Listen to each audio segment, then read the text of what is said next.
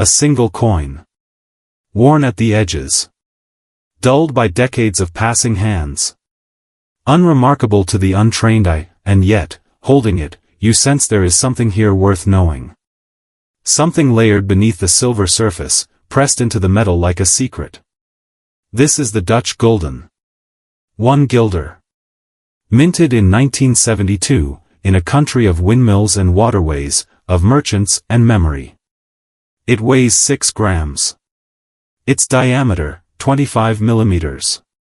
It is made from nickel, not silver, as its bright face might once have suggested, but nickel, pressed and struck and polished into something that felt, for a generation of Dutch citizens, like permanence. On one side, a profile. A woman, regal and composed, her hair adorned with a delicate jeweled net, a hairnet woven into the very metal, so fine it seems almost impossible that a machine could press such detail into something so small. Around her, curving text, Juliana Koningin der Nederlanden. Juliana. Queen of the Netherlands. On the other side, the reverse, as coin collectors call it, the denomination, 1 gulden, the year, 1972, and the mark of the Dutch Royal Mint. Simple. Authoritative. The mark of a nation. But to understand this coin, we must travel. Not just across distance, but across time. We must go back, far further than 1972, to understand what the gulden truly was, what it meant, and why, even today, people still hold it with a kind of tenderness that modern currency rarely inspires. The word gulden comes from the Dutch word for gold, goud, a golden thing. Its roots stretch back to the 14th century, to the great trading cities of the Low Countries, where merchants from across Europe gathered to buy and sell spices, textiles, grain, art. Currency was not merely money. It was trust made tangible. It was a promise pressed into metal and passed between strangers who could not read each other's languages but could weigh a coin in their palm and know its value. The gulden, in its earliest forms, was a gold coin, the Florentine gulden, adapted by the Dutch states from the Italian florin, that golden coin struck in Florence that had become the international currency of medieval Europe. Where trade flowed, the florin, and soon the gulden, followed. By the 15th and 16th centuries, as the Dutch Republic rose to become one of the most powerful trading empires the world had ever seen, the gulden evolved. Gold became silver. The coin changed shape, changed weight, changed face, but the name endured, carrying with it the memory of gold long after the gold itself was gone. This was the age of the Dutch East India Company, the Verenigd Oost-Indisch Company, the VOC. The world's first multinational corporation. Ships flying the Dutch tricolor crossed oceans that most Europeans had never seen, trading in cinnamon and pepper and silk and porcelain. And in every transaction, somehow, somewhere, the gulden was present. The Dutch Republic did not merely trade. It invented modern finance. The Amsterdam Stock Exchange, the world's first, was established in 1602. The Amsterdam Wisselbank, the Bank of Amsterdam, pioneered the concept of paper money backed by precious metal.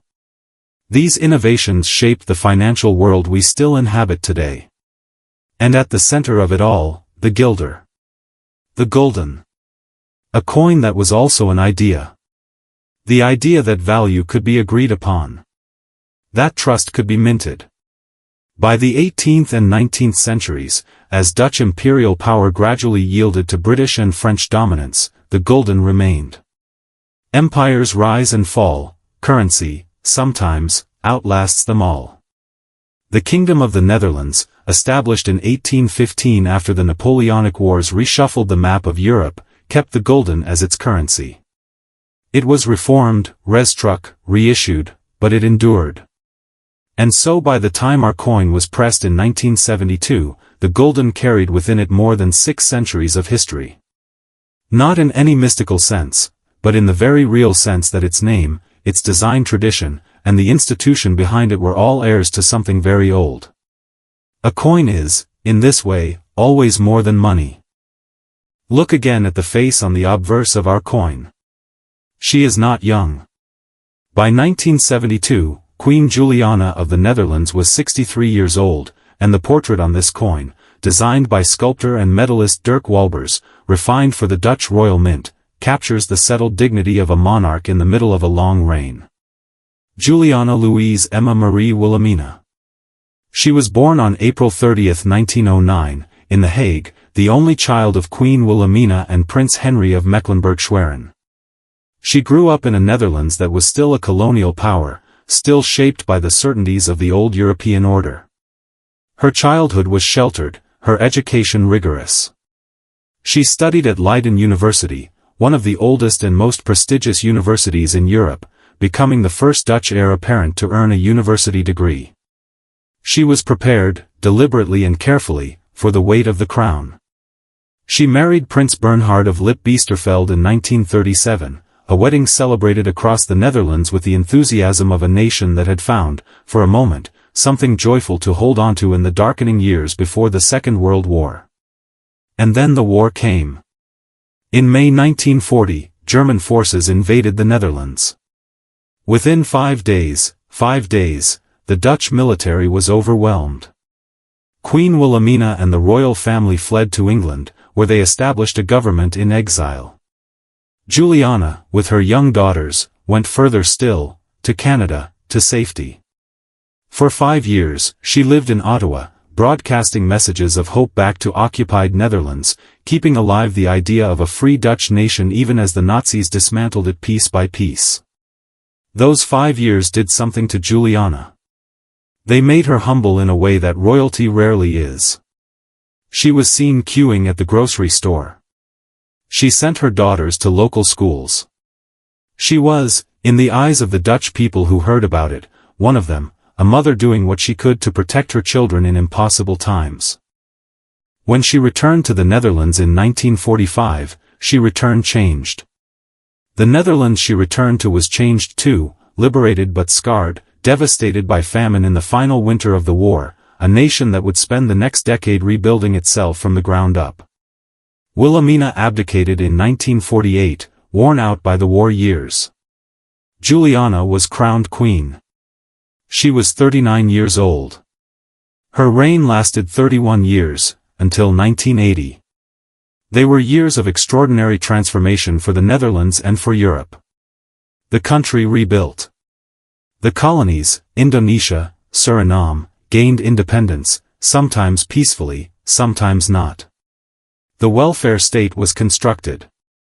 The Dutch economy modernized. Europe integrated. And Juliana was there for all of it, presiding over a country in constant motion. She was not a glamorous queen. She was something rarer, a conscientious one. She held religious views that sometimes troubled the establishment. She championed causes that weren't fashionable. She was, by all accounts, genuinely interested in the well-being of ordinary Dutch citizens in a way that went beyond protocol. And so her face appeared on the Gulden. Year after year.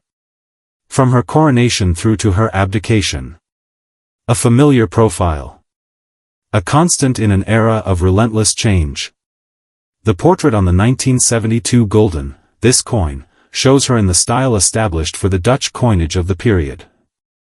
The hairnet, the bare shoulders, the slight forward tilt of the head. It is a formal portrait, but not a cold one. There is something almost intimate about a coin. You hold the face of a monarch in your hand. You feel its weight. You pass it on. Juliana's face passed through millions of Dutch hands. In shops and markets, in children's piggy banks, in coat pockets and handbags. For an entire generation, this was what a queen looked like. Not on a stamp or a portrait in a gallery, but here, in your hand, on a coin you could spend on bread or coffee or a tram ticket. Every coin begins as a story told in metal. The Royal Dutch Mint, de Koninklijke Nederlandse Munt, has its origins in the 16th century. For centuries it operated in various locations across the Netherlands before settling, in the modern era, in Utrecht, a city whose mint mark, a small sword, appears on many Dutch coins of this era. The process of making a coin like the 1972 Gulden began long before any metal was struck. It began with an artist. With a sculptor given the task of translating the face of a living queen into a design that could be reproduced millions of times with perfect consistency. The portrait had to be dignified but not stiff. Recognizable but not photographic. It had to work at 25 millimeters, small enough to fit in the groove between your thumb and forefinger. Dirk Walbers, the artist whose design graces these coins from this period, worked first in clay, then in plaster, building up the portrait in relief, millimeter by careful millimeter. The finished plaster model was many times the size of the final coin. It would be reduced photographically, mechanically, until the final design existed at coin scale. From this, a steel die was made. 2 dies, in fact, one for the obverse, one for the reverse. These dies were hardened until they could withstand the enormous pressures of the minting press. The coin blanks, called planchets, were punched from sheets of nickel alloy, cleaned, annealed to soften them, and then fed into the coining press. Each strike of the press applied hundreds of tons of pressure, forcing the metal to flow into every detail of the die, every curve of the queen's hair, every letter of Koningin der Nederlanden, every bead of the decorative border. In a fraction of a second, a blank disc of metal became a coin. This happened millions of times. In 1972 alone, the Dutch mint struck enormous quantities of the 1 gulden coin. They were, after all, the everyday currency of a prosperous nation of 13 million people.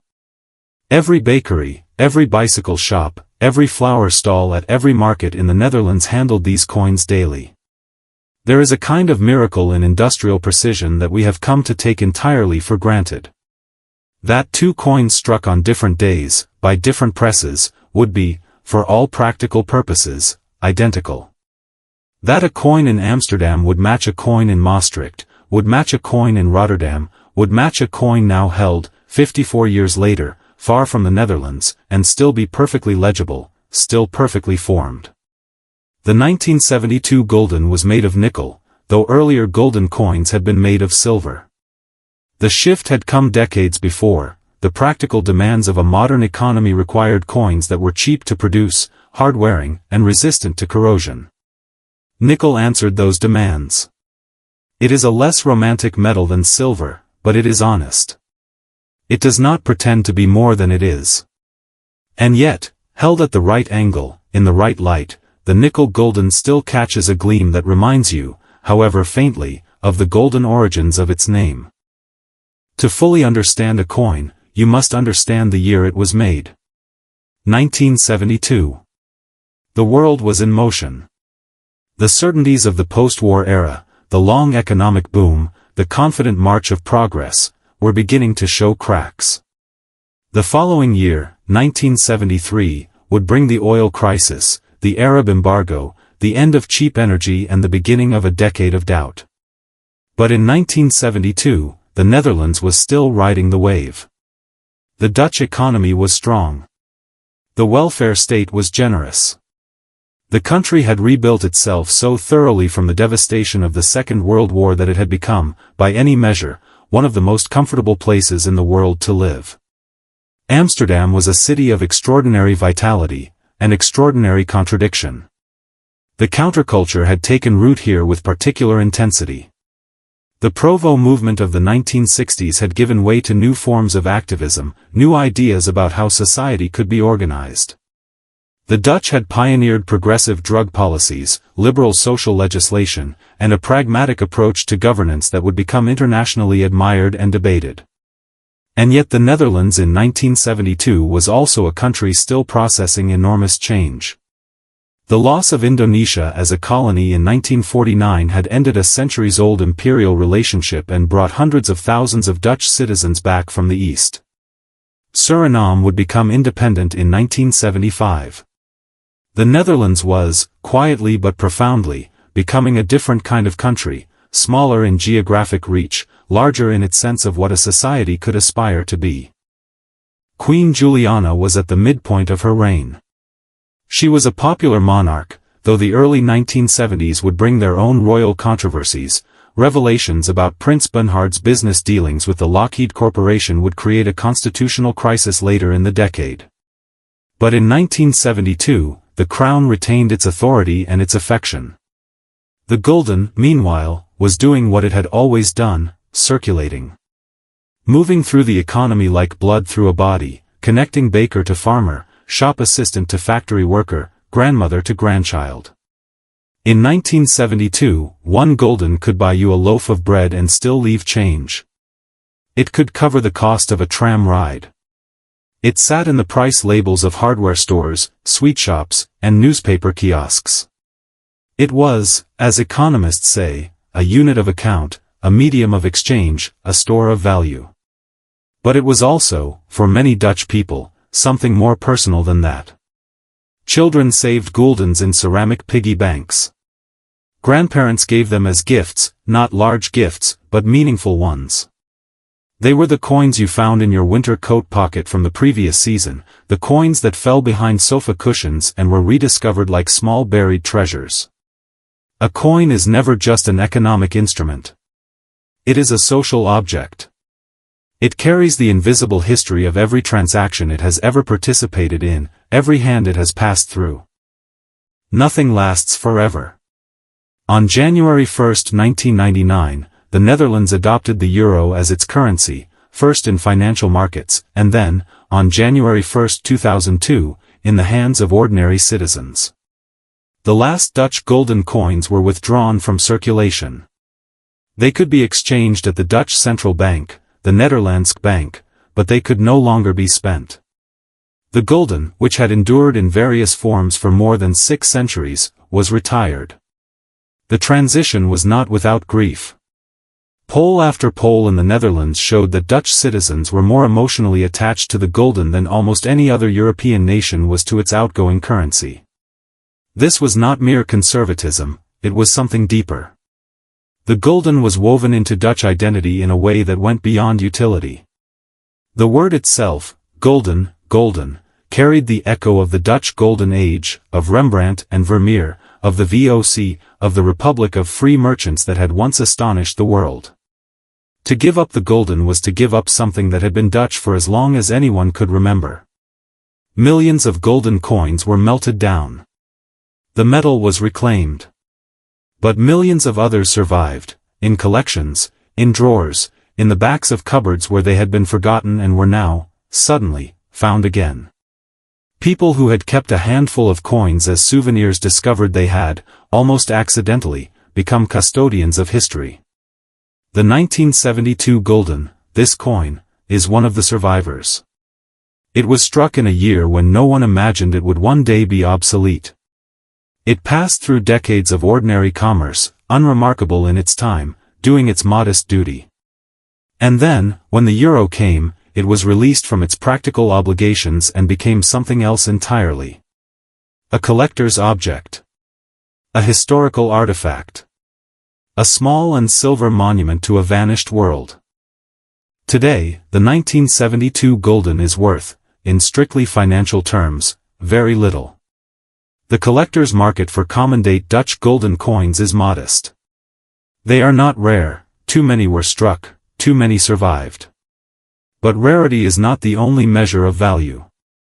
There is the value of connection, the sense of holding something that other hands have held, that has passed through other lives, that carries within its worn surface the friction of history. A coin like this has been touched by grandmothers and children, by merchants and laborers, by people whose names we will never know but whose lives were real and whose days were as full of small significance as our own. There is the value of beauty, the craftsmanship of the portrait, the precision of the lettering, the satisfying weight of a well-made object designed to last. And there is the value of story, the centuries of history compressed into 25 millimeters of nickel, the lineage from the golden florin to the modern minting press, from medieval merchants to a queen who once queued for groceries in wartime Ottawa. All of this, in a coin. Why do we keep coins? Numismatics, the study and collection of currency, is one of the oldest hobbies in the world. Roman emperors collected Greek coins. Renaissance princes assembled cabinets of ancient money. In the 19th century, coin collecting became a popular pastime among the middle classes, who found in old coins a tangible connection to the classical past they had read about but could never visit.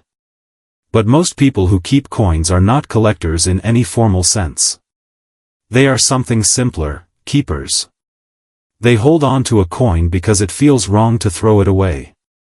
Because it was given to them by someone they loved. Because it comes from a country they visited once, or a country they have never been to but are somehow drawn to. The 1972 Dutch Gulden, your coin, has its own history. We cannot know exactly what it is. How many hands it passed through. Where it traveled. What it bought. Whether a child once examined its portrait with wonder, or whether a shopkeeper counted it out in change without a second glance. But we know that it survived. In a century that has seen more destruction, more disruption, and more transformation than almost any before it, this coin survived.